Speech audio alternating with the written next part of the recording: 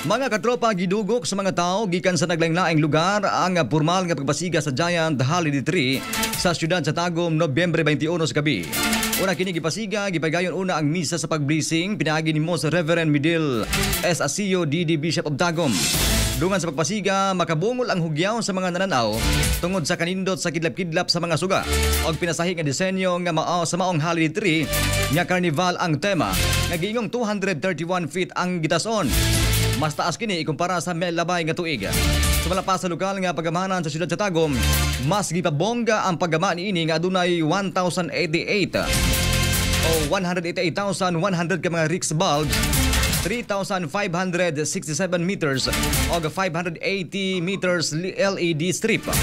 Midugang usab sa kahayag o kanindot ang 189 ka mga mini hot air balloons nga dunay mga bumbilya. Ngayon sa carnival nga disenyo, maanina usab ang mga stars sulod sa Ferris wheel nga naporma pinaagi sa mga naglaing-laing kulor sa suga. Samtang sigun pa ni Mayor Tioy, inspirasyon matod pa niya sa paghimo sa tinuig nga aktibidad aron makabaton o kalipay ang katawan, ilabi na ang mga bata. Nang hinaut-usab siya nga luyo sa giatubang nga problema sa nasod, mataga na kini og kasulbaran sunod tuig. Inspired sa mga panghitabo sa nasod, mga nahitabo ng mga skandal, Pasko na gani, we have to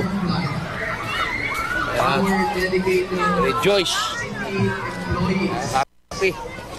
Ay mo naman itong tradisyon, pag Pasko, na kita ay ginahimo tulis Christmas tree. So, kini para sa ito naman tradisyon, pag Pasko na gani, sabi ng mga bata, ato gigitagaan pa kayo to enjoy Christmas. Christmas wish ni mo. Christmas wish, ang ta, sumutuig, ano yung mga problema, may tabos kong nasod, na nag-sulpan. Samtang sumalapas sa mga mitambong matagtuig gayod nilang ginadayo ang pagpasiga sa Giant Holiday Tree, gumikan sa Kalindotini. Mapasalamaton si Ginang Dami Montejo. Nalipay siya sa pag-ayo sa kasadya nga nasinatian sa katawan, gumikan sa mga aktibidad nga gipasiugdahan sa LGU Tagum.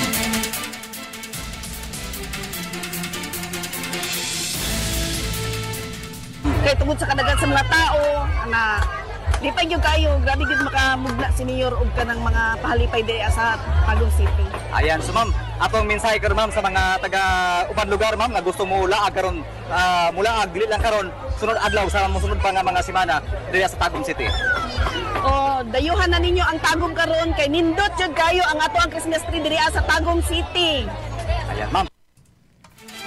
Formal usab nga misaksi sa maong aktibidad si Police Lieutenant Colonel Frederick Delis, ang acting Chief of Police sa Tagum City Police Station, aron pangunahan ang presensya sa kapulisan alang sa hugot nga seguridad sa katawan. Kundi gibutiyag sa opisyal nga matagabi mag-deploy kini og police personnel palibot sa Christmas tree aron mamintinar ang kalinaw sa peace and order.